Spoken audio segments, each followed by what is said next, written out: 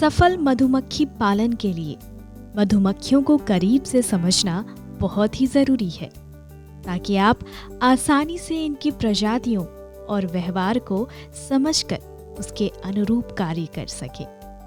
जैसे हम परिवार और समाज में रहना पसंद करते हैं, ठीक उसी तरह मधुमक्खी भी अपने परिवार के साथ रहती है, इसीलिए इसे सामाजिक कीट कहा गया है। इसके परिवार में कई सदस्य रहते हैं और सभी के अपने अपने काम भी निर्धारित हैं। तो आइए सबसे पहले हम इन मधुमक्खियों की प्रजातियों को जानते हैं। हमारे देश में मधुमक्खियों की 4 प्रजातियां पाई जाती हैं। इनमें 3 स्वदेशी और 1 विदेशी प्रजाति है। स्वदेशी मधुमक्खियों में भौरा भारतीय और छोटी मधुमक्खी शामिल है और विदेशी प्रजाति में इटालियन मधुमक्खी शामिल है।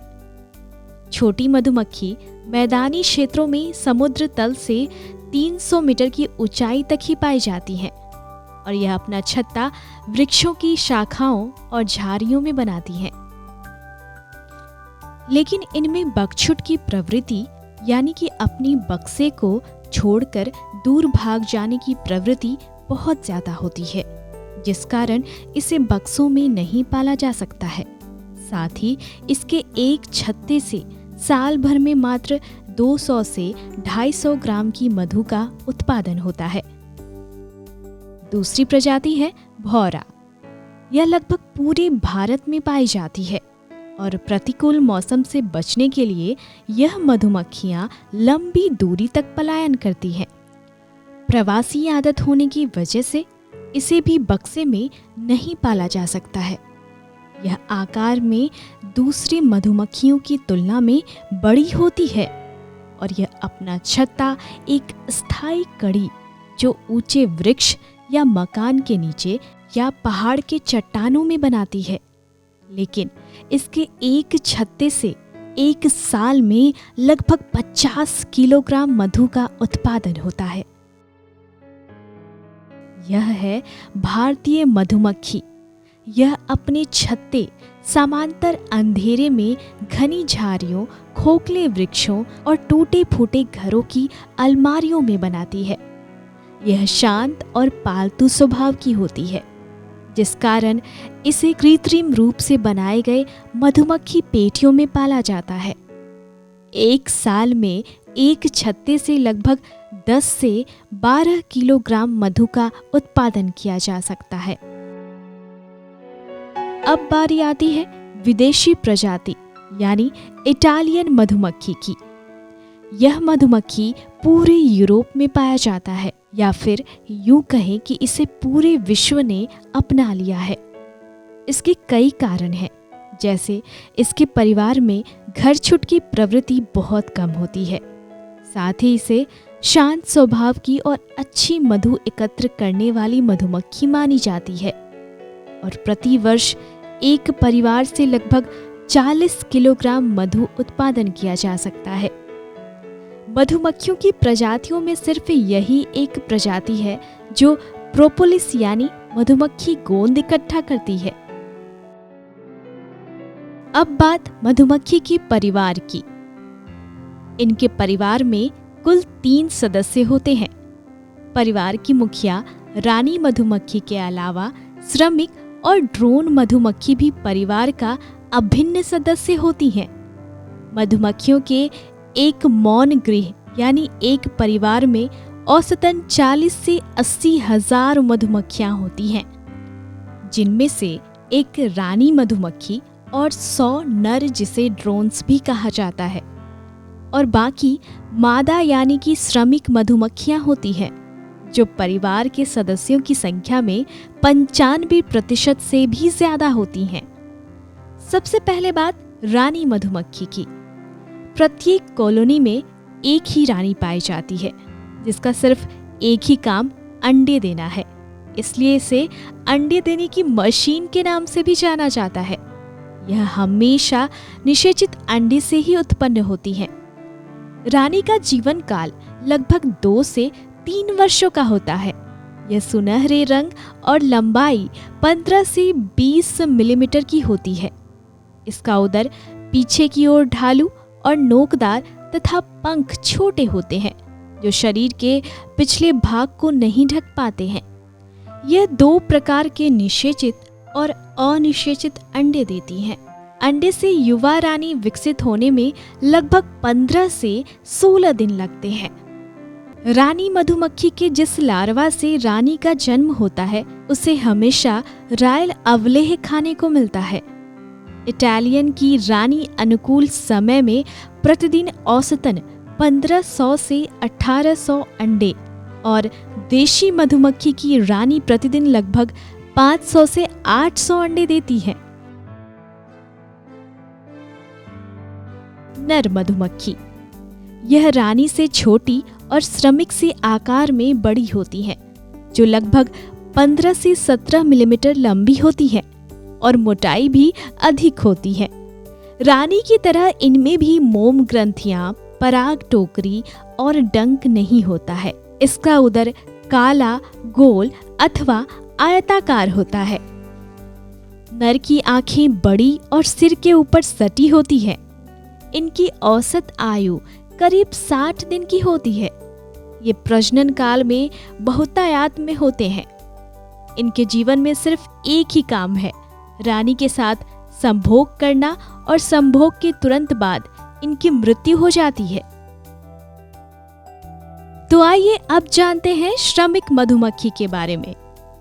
यह अपूर्ण मादा होती है जिनका जन्म निषेचित अंडों से होता है। लार्वा बनने के बाद सिर्फ 3 दिन तक इन्हें राजवलेह युक्त भोजन खिलाया जाता है। उसके बाद ये पराग रोटी का सेवन करती हैं। इनके पंख बड़े होते हैं जो शरीर के पिछले भाग को पीछे से ढके हुए होते हैं। इनका उदर पीछे से रानी की अपेक्षा कम नुकीला होता है। उदर के अंतिम भाग में पूर्ण विकसित डंक होता है जिसका प्रयोग स्वयं और अपने परिवार की सुरक्षा के लिए ये करती हैं। इनकी पिछली टांगों में पराग एकत्रित करने के लिए पराग टोकरी भी होती हैं। इनके जनांग पूर्ण विकसित नहीं होते हैं जिससे ये अंडे देने योग्य नहीं होते हैं, लेकिन ये रानी की अनुपस्थिति में अंडे देना प्रारंभ कर देती हैं, जिनसे केवल नर ही उत्पन्न होते हैं जो सामान्य नर से छोटे और पतले होते हैं। श्रमिक मधुमक्खी के उदर के निचली सतह पर मोम ग्रंथियां होती हैं जो अनुकूल परिस्थिति आने पर मोम का स्राव करती हैं। इस मोम का उपयोग मधुमक्खियां छत्ता बनाने के काम में लाती हैं। एक मधुमक्खी वंश में कुल मादा मधुमक्खियों की संख्या 95% से भी अधिक होती है। इनकी आयु 40 से 45 दिन की होती है। यह आयु के अनुसार कार्य संपन्न करती है। श्रमिक मधुमक्खियां ही मौन गृह का सारा काम जैसे तलपट की सफाई, शिशुओं को भोजन कराना, शत्रुओं से रक्षा करना, रॉयल जेली स्रवित करना, मोम उत्पादन करना, छत्ता बनाना, प्रवेश द्वार पर चौकीदारी करना, भोजन के स्रोतों की खोज करना, बाहर से मकरंद यानी पुष्परस, पानी, गोंद और पराग का इकट्ठा करना होता है। मधुमक्खी पालन के लिए सबसे अधिक आवश्यक यह है कि इसमें उपयोग होने वाले उपकरण को सही तरीके से जाना जाए। बिना इसे जाने आप मधुमक्खी पालन नहीं कर सकते हैं। मधुमक्खी पालन का सबसे आवश्यक उपकरण है मधुमक्खी गृह यानी मधु बक्सा। यह मधुमक्खी का घर है। इसमें 2 खंड होते हैं। नीचे का हिस्सा शिशु खंड और ऊपर का हिस्सा मधु खंड कहलाता है। शिशु और मधु खंडों में 20 चौखटें होती हैं जिसमें उपयुक्त मौनांतर होता है। इन चौखटों में मोमी छत्ता घर लगाकर बक्सा में इस प्रकार लटकाई जाती है। बक्से को लकड़ी या लोहे के बने हुए 15 से 25 इंच ऊंचे स्टैंड पर रखा जाता है ताकि चींटी और अन्य शत्रु इस पर आसानी से ना चढ़ सके। रानी रोकपट, यह पतली जाली होती है। शिशु और मधु कक्ष के बीच इसे लगा देने से रानी मक्खी मधु कक्ष में अंडा देने के लिए नहीं जा सकती, जिससे श्रमिक मधुमक्खियों को मधु संचय करने के लिए अधिक समय मिलता है। धुआंकर, यह टिन का बना और भीतर से खोखला होता है। इस खोखले भाग में सूखे गोबर के टुकड़े, सूखी लकड़ी या कपड़े रखकर जला दिए जाते हैं, जिससे धुआं बनने लगता है और इस भाग को दबाने से धुआं बाहर निकलता है। इसके द्वारा मधुमक्खी को शांत किया जाता है। दस्ताना, ये चमड़े, प्लास्टिक, जींस के कपड़े, रबड़ या ऊन के बने होते हैं। मधुमक्खी परिवार का निरीक्षण करने के लिए इसे हाथों में पहनना पड़ता है, जिससे मधुमक्खियों के डंक से बचा जा सके।